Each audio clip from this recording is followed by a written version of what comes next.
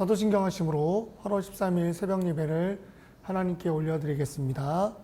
전능하사 천지를 만드신 하나님 아버지를 내가 믿사오며 그 외아들 우리 주 예수 그리스도를 믿사오니 이는 성령으로 잉태하사 동정녀 마리아에게 나시고 본디오 빌라도에게 고난을 받으사 십자가에 못 박혀 죽으시고 장사한 지 사흘 만에 죽은 자 가운데서 다시 살아나시며 하늘에 오르사 전능하신 하나님 우편에 앉아 계시다가 저리로서 산자와 죽은 자를 심판하러 오시리라. 성령을 믿사오며 거룩한 공예와 성도가 서로 교통하는 것과 죄를 사하여 주시는 것과 몸이라히 사는 것과 영원히 사는 것을 믿사옵나이다. 아멘. 오늘 함께 찬송가 421장 내가 예수 믿고서 421장 함께 찬양하시겠습니다.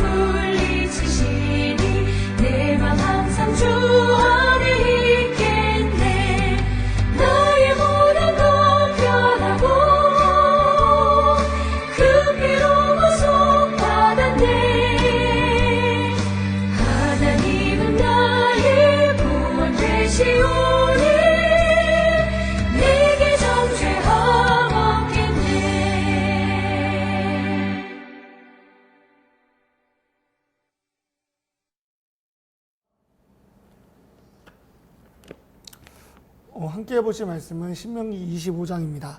신명기 25장 11절에서 19절 말씀. 신명기 25장 11절에서 19절 말씀 저희 함께 말씀을 읽어보도록 하겠습니다. 두 사람이 서로 싸울 때 한 사람의 아내가 치는 자의 손에서 그의 남편을 구하려 하여 다시 해야 되겠다. 그래서 네, 오늘 함께 보실 말씀은 신명기 25장 11절에서 19절 말씀입니다. 네, 함께 말씀 읽도록 하겠습니다.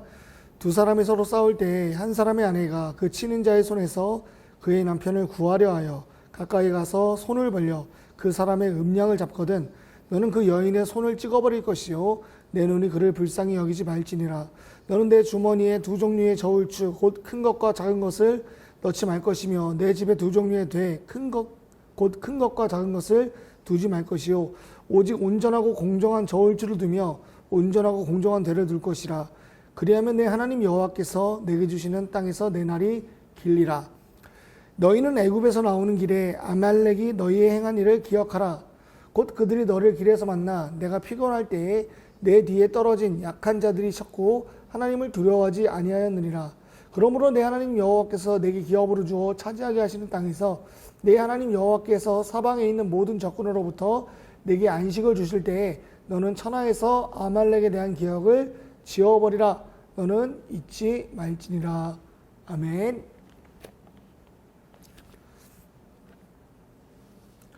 자, 오늘 함께 읽으신 말씀을 갖고 내 안의 죄성을 물리치기, 내 안의 죄성을 물리치기란 제목으로 주의 말씀 나누도록 하겠습니다. 우리는 감기가 걸리거나 몸이 아플 때 병원에 갑니다. 의사의 진료를 받고 보통 약을 처방을 받죠. 며칠 정도 처방을 받으시나요? 평균 3일 정도 받는 걸로 알고 있습니다. 왜 3일일까 고민을 했었어요. 그래서 약을 먹다가 어느 정도 호전이 되면은 3일 받은 약을 다 먹지 않고 그냥 놔뒀다가 버리거나 처리하곤 했었죠. 근데요, 막상 3일 약을 받아놓고 어느 정도 몸이 난 것 같은데 약을 먹지 않으면 우리 몸에서 다시 한번 그 병균이 재생되기 시작한다는 겁니다. 감기가 다시 심해지고 다시 아파지는 그런 현상을 종종 보게 됩니다. 그래서 약사들은 이렇게 처방을 합니다. 약 3일을 받았으면은 그 3일을 다 먹어야 됩니다. 이 약을 계속해서 먹음으로 그 병균을 끝까지 죽여야 되거든요. 그래서 이 3일을 먹어서 우리가 이 병균을 완전히 죽일 수 있다고 성경은 이야기합니다. 우리 안에 있는 남아있는 죄성은 언젠간 나아지겠지라는 생각을 하면요, 그 죄성이 더 큰 죄를 불러 우리를 잡아먹게 됩니다. 죄가 더 강성하게 활동하게 되는데요. 이런 모습들을 보면서 죄는 결코 가벼운 것이 아니라는 겁니다. 죄는 결코 자연적으로 소멸하는 그런 가벼운 것이 아니라 우리가 싸워서 버티고 이겨내야 될 하나의 대상이라는 사실을 발견하게 됩니다.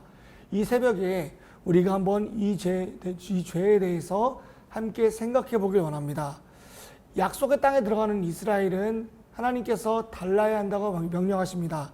아무리 그 땅에 들어갔어도 너희가 구별되지 않으면은 그 땅에서 오래 살지 못하고 쫓겨날 것이라는 것에 대해서 강조하고 계신데요. 그러므로 이스라엘의 이 구별됨은 선택이 아니라 필수였습니다. 그래서 주변 열강들 속에서 이스라엘은 구별되어야 되는데 그 구별됨은 바로 죄와의 싸움이라는 것에서 바로 시작되는 것이죠. 신명기 25장은 구체적인 조항들을 가르쳐주고 있어요. 그래서 이 내용들을 보면은 내 모습 속에서 얼마나 죄의 흔적이 남아있는지를 발견하게 됩니다. 그래서 이 죄성이 얼마나 무서운지를 한번 생각해 보게 되는데요. 바라기는 오늘 말씀이 우리 영혼의 직격탄이 되어서 죄에 민감해지고 하나님 사랑이 더욱더 커지는 역사가 이 새벽에 일어나길 원합니다. 죄에 대해서 기존까지는 민감하지 못했다면요, 오늘 신명기 25장 말씀을 통해서 우리가 민감해지고 구별하는 데 힘쓰게 해달라고 기도하는 이 새벽이 되었으면 좋겠어요. 자, 우리 한번 말씀을 같이 한번 살펴보도록 하겠습니다. 본문은 흔히 우리 안에 크게 있는 두 가지 죄성을 주목하게 합니다. 첫 번째입니다. 남을 해하는 마음입니다. 우리 11절 12절 말씀인데요, 같이 한번 읽어보도록 하겠습니다.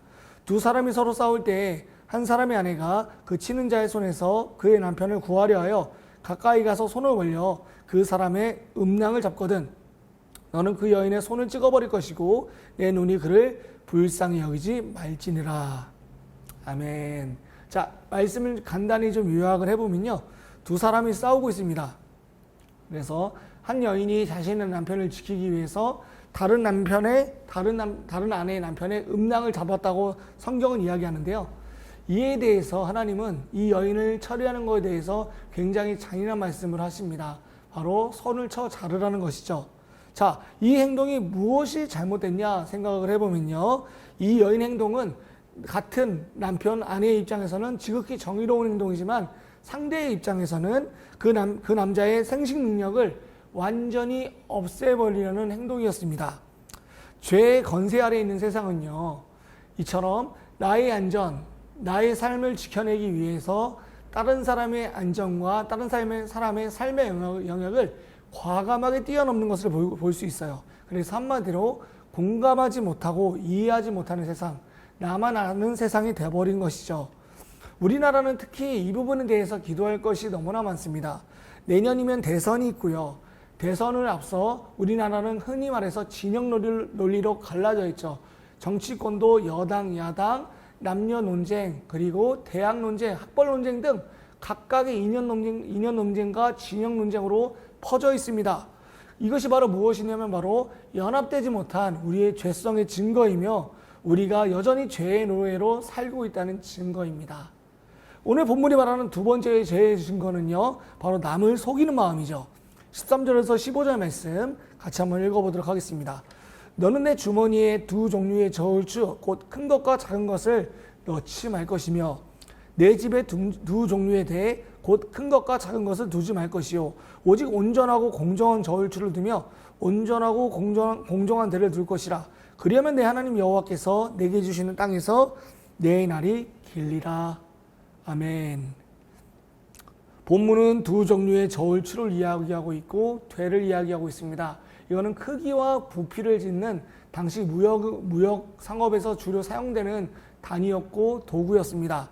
자, 우리가 이 모습을 보면서 볼 수 있는 것은요, 이스라엘 백성이 공정한 추, 공정한 대를 쓰라는 의미는 주변에서 이런 모습에 부당 이익을 취하는 모습에서 너희들의 모습을 빼앗기지 말고 답습하지 말라는 말씀입니다.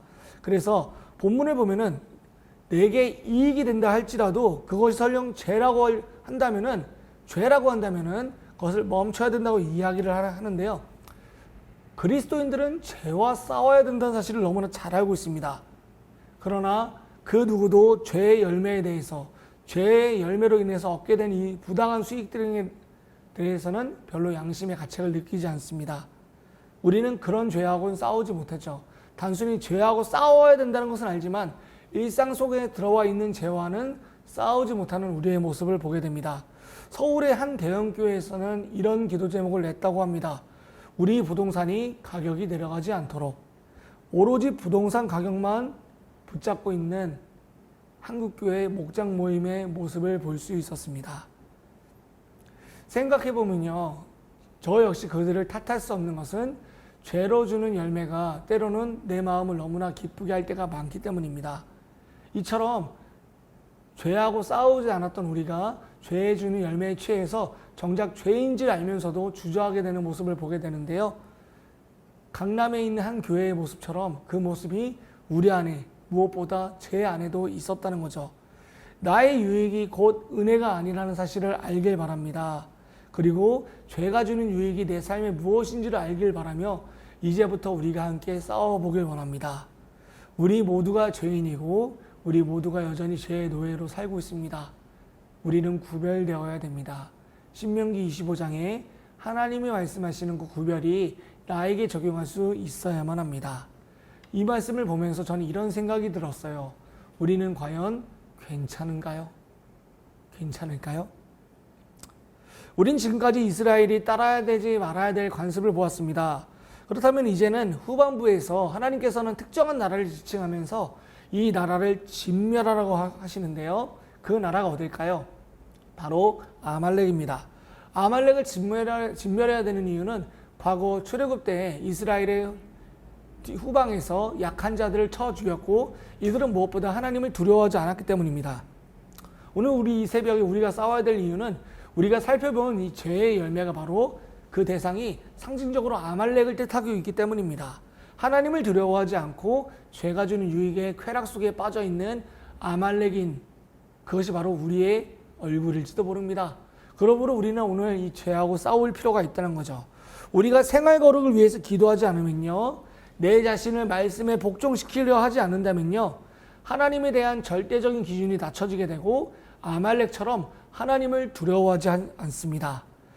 그것이 바로 남을 해하고 남에게서 부당한 이익을 취하는, 그리고 전혀 양심에 거리낌이 없는 그 아말렉의 모습이 바로 우리의 모습일 수 있다는 말이죠. 여러분 안에 있는, 사랑하는 성도님 안에 있는 그 죄성을 몰아내도록 이 새벽 기도로 싸우셔야 됩니다. 내 안에 남아있는 이 아말렉과 끝까지 싸워서 내 안에 죄의 증거를 없애버려야만 합니다. 오늘 본문 마지막 절은 분명히 얘기하죠. 아말렉에 대한 기억을 잊어버려라. 기억을 지워버려라. 너는 잊지 말아라. 이게 무슨 의미일까요? 주변에서 아말렉의 흔적을 없애버리라는 것입니다. 죄의 열매, 죄의 삭슬을 계속해서 품어내는 그들을 없애버려라. 약속의 땅 주변에 살지 못하게 하라. 이 말씀은 오늘 우리에게도 동일하게 주시는 말씀입니다. 우리 안에 있는 죄와 끝까지 싸우셔야 합니다. 죄와 싸우는 길은요, 육체의 싸움이 아니라 바로 기도로서 내 영으로서 싸우는 것입니다. 이 새벽 우리가 함께 죄와 싸우길 원합니다. 오늘 이렇게 한번 기도해 주십시오. 죄에 내 마음을 빼앗겨서 방황하는 인생이 되지 않게 죄와 끝까지 싸워서 은혜로 사는 그리스도인이 되게 해달라고 기도하시고요. 두 번째는 주님의 몸된 승인교회 공동체가 그리스도를 잊지 않길 원합니다. 코로나 시기에 있어서 우리는 너무나 멀리 떨어져 있었죠. 그리고 또 4차 대유행으로 인해서 우리 2주간, 아니 한 달간 우리는 잘 얼굴을 뵙지 못했습니다. 그 속에서 우리가 해야 될 일은 무엇일까요? 바로 우리 공동체를 위해서 기도하는 일입니다. 이 코로나 시기에 온라인이라는 도구로 우리가 예배하고 있고 현장이 열렸을 때도 우리 모두가 모일 수 있다는 장담을 할 수 없지만은 그럼에도 우리 공동체를 위해서 기도해 주십시오. 죄의 열매가 아니라 그리스도인의 합당한 열매를 내고 사는 삶, 그런 삶을 사는 저와 여러분 되기를 원합니다. 함께 기도함으로 기도의 자리로 나가도록 하겠습니다. 이제는 주여 한번 외치시면서 기도하겠습니다. 주여!